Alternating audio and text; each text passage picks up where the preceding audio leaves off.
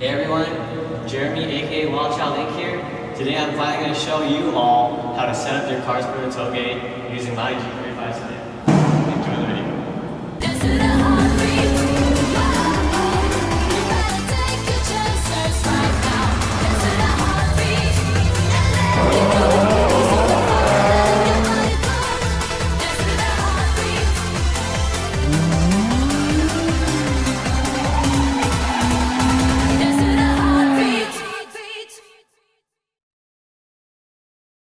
First and foremost, the tailgate is one of the most complicated roads or styles of driving to adjust your car for. There's different road surfaces, layouts of a mountain pass, etc. that affect how the suspension of a car handles. Mine, as you can see, for the most part my car looks stock, but underneath I did most of the suspension work, which is why I have more experience in tuning for the tailgate rather than engine and other performance mods. So differences in tailgate can vary from high-speed style courses where there's gradual turns to all the way to low-speed technical corners, which make a huge difference in how you need to approach tuning your vehicle. For example, my car has been built on my home course back where I'm originally from, and for all the suspension alignments, dampening settings were set to that course, and that's how I initially learned how to tune for the tailgate. Now, when you first start tuning for a tailgate, it's going to be different for your local pass. Now, it's based on how you want your car to drive or how your driving style is. It's not one set direction, but I'm going to teach you how to do a step-by-step approach and how you can identify your driving style and match it with your suspension settings. One of the cheapest and easiest ways to upgrade your car's handling at the beginning of your tuning is your tires and brakes. Right now I have Hot Performance drilled slotted rotors along with their street performance pads. A good affordable summer tire or performance tire right now would be some all-season Hankooks or Federals, but that's all objective to you. You might want to try different tires, but it's good to start with a basis that you're comfortable with. As you can see, my car is decently dropped. Now this setup that I have right now has been a work in progress through numerous trial and error. Now this is what you're going to have to go through when it comes to your ideal driving height. I'm trying to go for a street balance as well as a performance balance. So throughout the years I've adjusted it from lowering it and raising it. So it's a bit of a trial. It's costly, but it's a trial and error that is crucial to finding the key ride height that works for your driving style. I'm currently equipped with Park Shop Max coilovers with 12 kg in the front and 8 kg in the back. With my dampening settings currently are soft. So in the front, out of the 12 clicks, I have it set to 4, and in the rear, out of the 12 clicks, I have it set to 2.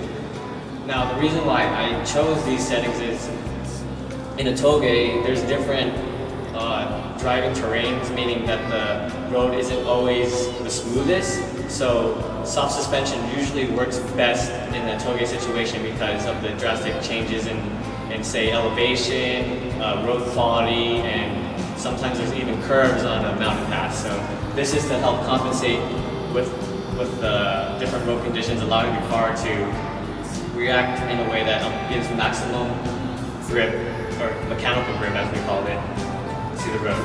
The next crucial mod after getting your coilovers is adjustable control arms. Now this is very important because if you drop or raise your car, it's going to screw with the entire suspension geometry of the car. And what adjustable control arms does is allow you to get your alignment back to stock, or allows you to do more fine-tuned adjustments when it comes to getting the contact patch on the ground and maximizing your grip when cornering and going on straightaways and whatnot.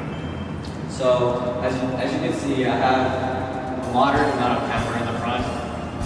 This is more specifically for a street / mountain pass style, so it's very conservative in terms of alignment. So right now I have -3 in the front and -1 in the back, whereas I used to like using -4 in the front and -2 in the back, and that's more of an aggressive alignment for strictly track and mountain use. So the reason why you have front camber is to maximize the contact patch when turning, as I said. As you can see, when the tire or the wheel is fully turned, I have all the contact patch flat on the ground. Now this is variable in the situation. So since I'm a street driving this car, this is okay to have -3 in moderate toe out. Now, what toe out does is it points the wheels outward so you get an easier turn in, meaning that the tires already turned. So when you turn your wheel whatever direction you're going, the car's already pointed in a direction that it wants to turn at, so it makes the turn in a lot easier. You want toe out mostly to reduce understeer, which G35s and 350Zs are more notorious of having. So most of my alignment is based on the issues that come with the G35 and 350Z. So like I said, I have -1 camber in the rear, and the reason for that is as the car turns, it physically leans a bit. So say you have negative camber in the rear, when the car leans, it's gonna get all the tire onto the surface, meaning you'll have all the contact patch and grip you need. Now, like everything else in the setup, it varies depending on your Touge pass and how your driving style is. So really, I took 4 years experience on the Touge to dial in the settings I have now, and I'm constantly changing them. The control arms that I have are from Trueheart for the 350Z and G35. Now, depending on the brand that you get and the design of the control arm varies. My particular design only allows me to adjust for front negative camber, so I can only add negative camber and I can't really add more positive camber. If you're trying to remain stock, I suggest that you look up an adjustable control arm that gives more positive camber and negative camber in order to get near stock suspension geometry. Also, for my lower control arms, I have polyurethane bushings. Now, this isn't necessary, but it does help the car feel a lot more solid in terms of steering.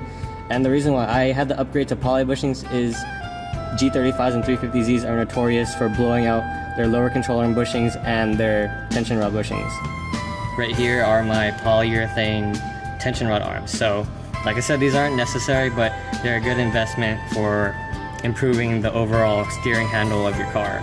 So the rear control arms that I have for my car are Battle version toe arms and Megan Racing camber arms. I'll eventually upgrade my Megans to the Battle version as well, but for now they work just as fine.